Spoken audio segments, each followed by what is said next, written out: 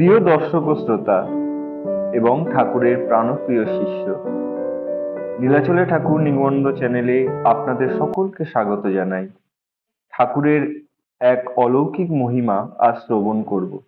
কিভাবে সংকটজনক পরিস্থিতিতে ঠাকুর তার প্রিয় শিষ্যকে দর্শন লাভ করেছিলেন, কিরকম সেই সব রোমাঞ্চকর ঘটনা, আসুন শোনা যাক সেই রোমাঞ্চকর কাহিনী।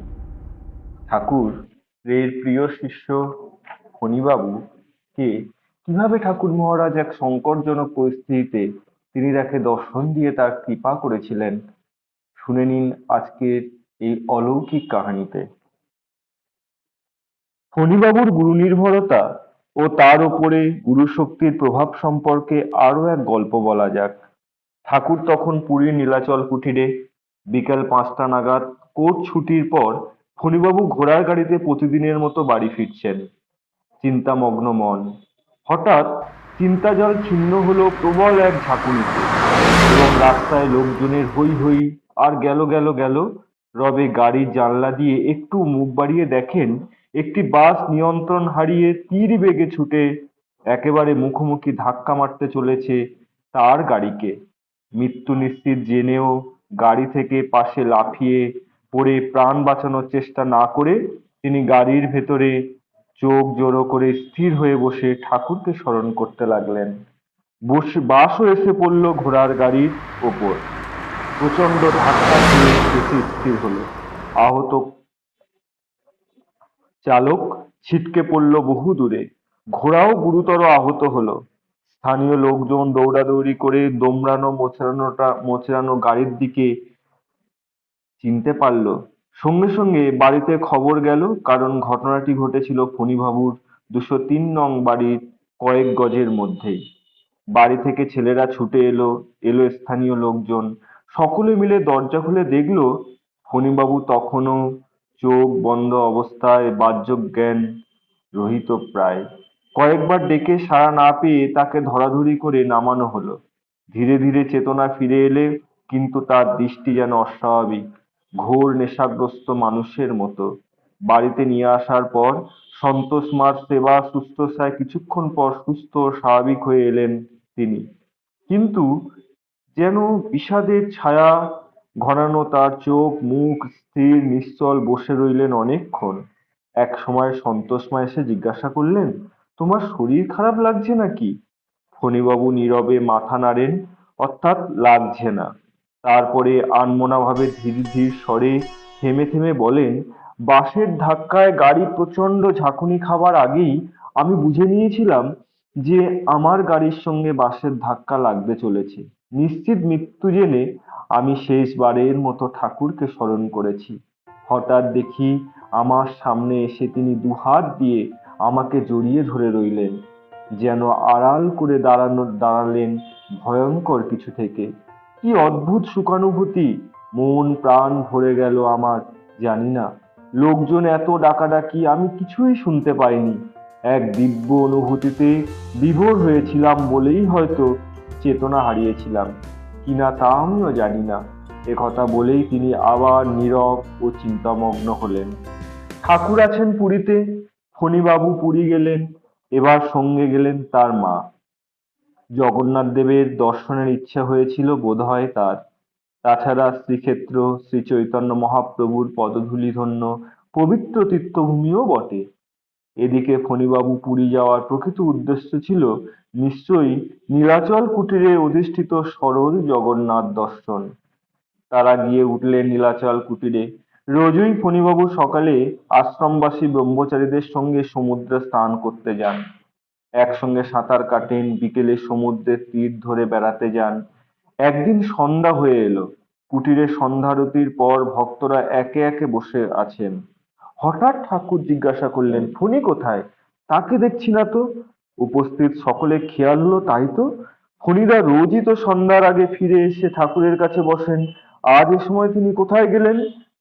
ঠাকুরকে ফণীবাবুর খোঁজ করতে দেখে ওখানে উপস্থিত কয়েকজন কুটির থেকে বেরিয়ে একটু এগিয়ে দেখেন এধার ওধার।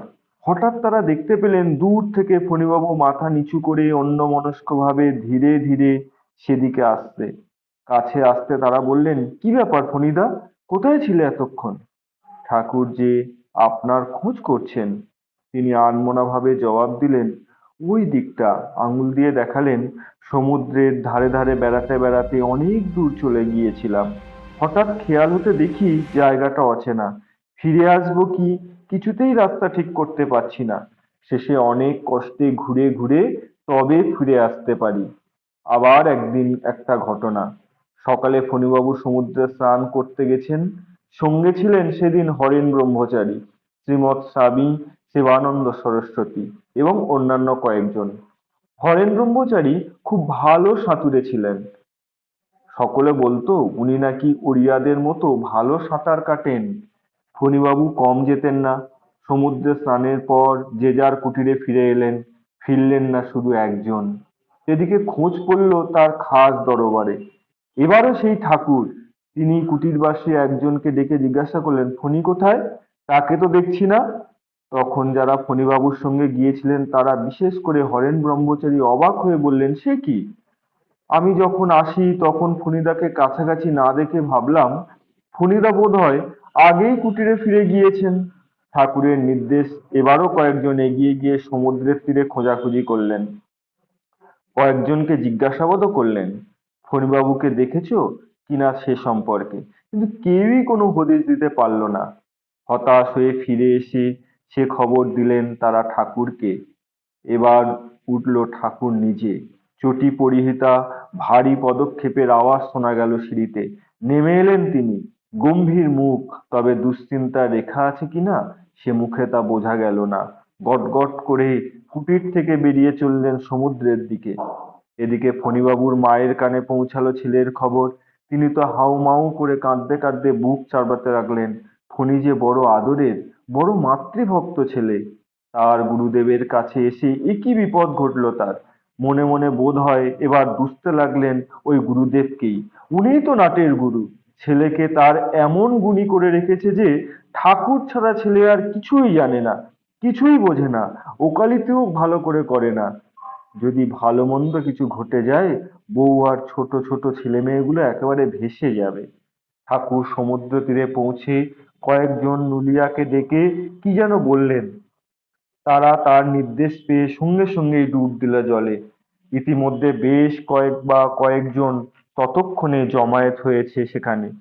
তাদের মধ্যে কুটিরবাসীদের কেউ কেউ আছে, সকলেই উদ্বিগ্ন। কিছুক্ষণ পর নুলিয়ারা অচৈতন্য ফণিবাবুর দেহটি বহন করে নিয়ে এলো ঠাকুরের কাছে, শুইয়ে দিল তার পদপ্রান্তে।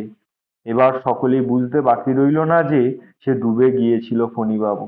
ঠাকুর বললেন, মুখ ছাড়া ফণিবাবুর সারা দেহ বালি দিয়ে ঢেকে দিতে। নুলিয়াদের সঙ্গে সঙ্গে হাত লাগালো কুটিরবাসীরা। এবার ঠাকুর উপস্থিত সবাইকে সেখান থেকে চলে যেতে বললেন। নুলিয়াদের বললেন কুটির থেকে তাদের পাওনা গন্ডা বুঝে নিতে। সকলে চলে গেল। বেশ কিছুক্ষণ পর দেখা গেল ঠাকুর হনহন করে আসছেন কুটির। কিছুই হয়নি। এইভাবে ঠাকুর ফিরে এসে আবার উপরে উঠে গেলেন। ফণিবাবুকে দেখে ছুটে এসে তার মা ছেলেকে জড়িয়ে ধরে উচ্চস্বরে আবার কান্না জননীর। এ আনন্দ অশ্রু, হারানিধি ফিরে পাওয়ার সুখ। এবার কুটিরবাসীরা ফণিবাবুকে ঘিরে ধরে একের পর এক প্রশ্ন জিজ্ঞাসা করতে লাগলেন, বিশেষ করে হরেন ব্রহ্মচারী। তিনি জিজ্ঞাসা করলেন, ফণিদা, আপনি আর আমি একসঙ্গে পাশাপাশি সাঁতার কাটছিলাম তো, হঠাৎ আর আপনাকে দেখতে পেলাম না। ভাবলাম আপনি বোধহয় স্নান সেরে ফিরে গেছেন, তাই কিছুক্ষণ পরে আমি ফিরে এলাম। এখন দেখছি আপনি তো সমুদ্রে ডুবে ফণিবাবু চুপ করে শুনলেন সব। তারপরে বললেন, সেটা আমি ঠিক জানি না। সাঁতার কাটতে কাটতে আমি বোধহয় একটা ঘূর্ণি বা ওরকম কিছুতে পড়ে গিয়েছিলাম। যত চেষ্টা করি তীরে ফিরে আসার, কিছুতেই পারি না। ক্রমে দম ফুরিয়ে আসতে লাগলো।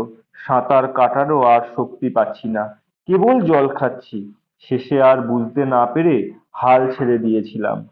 বুঝলাম, বুঝতে পারলাম তলিয়ে যাচ্ছি, নিশ্চিত মৃত্যুর সামনে। অন্য উপায় না দেখে ঠাকুরকে স্মরণ করতে করতে সম্পূর্ণ সঁপে দিলাম নিজেকে তার কাছে। যা হবার হোক। তারপর আমার আর কিছুই মনে নেই। চোখ মেলে দেখি আমি বালির ওপরে শুয়ে আছি, সারা শরীর বালি ঢাকা। সামনে ঠাকুর দাঁড়িয়ে আছেন, আমার দিকে স্থির নিবদ্ধ দৃষ্টি। আমাকে বলল, ওঠো বলেই হনন করে কুটিরের দিকে হাঁটতে শুরু করলেন। আমিও যন্ত্রের মতো তার পেছনে পেছনে হাঁটতে লাগলাম। বিকেলের দিকে প্রতিদিনের মতো সন্ধ্যারতির পর সকলে এসে বসেন ঠাকুরের কাছে। ফণিবাবুও এসে বসেন সেখানে। হঠাৎ ঠাকুর বলেন ফণিবাবুর দিকে চেয়ে, তুমি কাল সকালে হাওড়া রওনা হয়ো। এখন এখানে থাকা তোমার ঠিক নয়। সমুদ্র তোমায় আকর্ষণ করছে। ফণিবাবু মাথা নিচু করে নীরবে বসে রইলেন। রাত্রে প্রসাদ পাওয়ার সময় সবাই বলতে লাগলেন, আপনি কাল সত্যিই চলে যাবেন ফণিদা? ফণিবাবু কিছুক্ষণ নিশ্চুপ থাকার পর বিশদ মাখা স্বরে বললেন, বলেছে যখন যেতেই হবে। সবার মন খারাপ হয়ে গেল। ফণিদা থাকলে গৃহী ব্রহ্মচারী সকলে মিলে অবসর সময় গল্প জমে ওঠে। ফণিবাবু গল্প খুব সুন্দরভাবে বলেন। তাছাড়া পরস্পরের মধ্যে ভাব বিনিময় হয় চমৎকার। রাত কাটে বিষণ্ণ মনে ঠাকুরকে প্রণাম নিয়ে বিদায় নেয় পুরী থেকে সেবকের মতো। সন্তোষ মার মুখে ফণিবাবুর ডুবে যাওয়ার উপরুক্ত গল্প শুনে আমি তাকে জিজ্ঞাসা করেছিলাম, আচ্ছা, তোমার শাশুড়ি না গিয়ে যদি তুমি যেতে, কি করতে তাহলে সেই ক্ষেত্রে? তুমি কি অমন কাতর হয়ে কান্নাকাটি শুরু করে দিতে? সময় লাগলো না উত্তর দিতে। না, ঠাকুর যেখানে স্বয়ং উপস্থিত আছেন সেখানে আমার দুশ্চিন্তার কোনো কারণ নেই। আমি কে? তার জন্য যা করার তিনিই করবেন এই বিশ্বাস আমার আছে। তাই আমি নিশ্চিন্ত থাকতাম। তিনি ইচ্ছাময়, তার ইচ্ছাই পূর্ণ হবে। এত সাবলীন ভাবে বলেন কথাগুলো যে এই পারস্পরিক অবিশ্বাস আর সন্দেহের প্রবণতার যুগ, তা যেন মনের গভীরে কোথাও খানিক শান্তি আর স্বস্তির অনুভূতি জাগায়। জয় গুরু, জয় গুরু, জয় গুরু। যদি আপনাদের আমার উপস্থাপনা ভালো লেগে থাকে তাহলে অবশ্যই একটা লাইক ও শেয়ার করবেন। আর নতুন নতুন উপস্থাপনা শোনার জন্য চ্যানেলটি সাবস্ক্রাইব করবেন। আর ভিডিওর শেষে যে কথা বলি, আপনারা সুস্থ থাকবেন, ভালো থাকবেন, ঠাকুর নিগমানন্দ চ্যানেলের সঙ্গে সদা সর্বদা যুক্ত থাকবেন।